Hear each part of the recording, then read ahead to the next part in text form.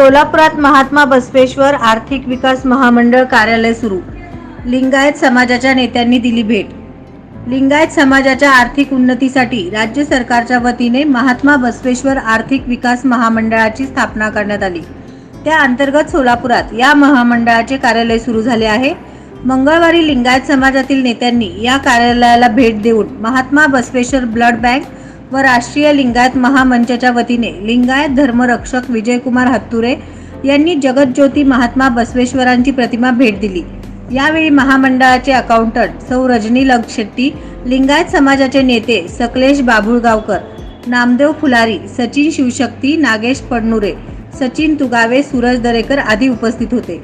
यावेळी विजयकुमार हत्तुरे यांनी महात्मा बसवेश्वर आर्थिक विकास महामंडळ स्थापन करून सुरू केल्याबद्दल राज्य सरकारचे आभार व्यक्त केले आहेत।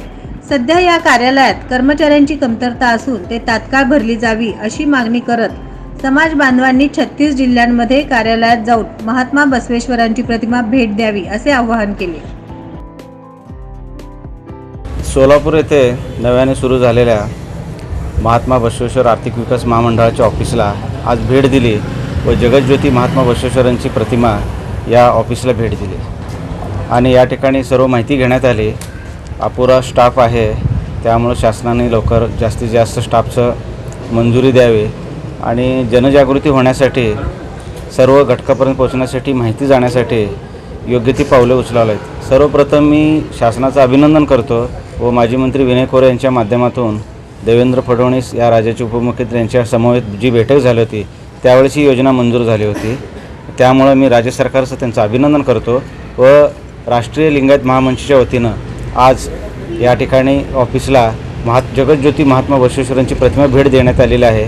येत्या काळात जास्तीत जास्त लोकांना या महामंडळाचा फायदा व्हावा या दृष्टीने आम्ही सर्व राज्यभर अवेअरनेस शिबिर घेणार आहोत आणि मी राज्यातील तमाम लिंगायत बांधवांना विनंती करतो की आपणही आपल्या 36 जिल्ह्यामध्ये मंजूर झालेले हे कार्यालय आहे, 36 जिल्ह्यातील कार्यालयाला भेट देऊन तिथं बसवणांची प्रतिमा भेट देऊन संपूर्ण माहिती घ्यावी, जेणेकरून गरजू आणि जे उद्योजक आहेत ज्यांना गरजू आहेत अशा लोकांना याचा फायदा होईल।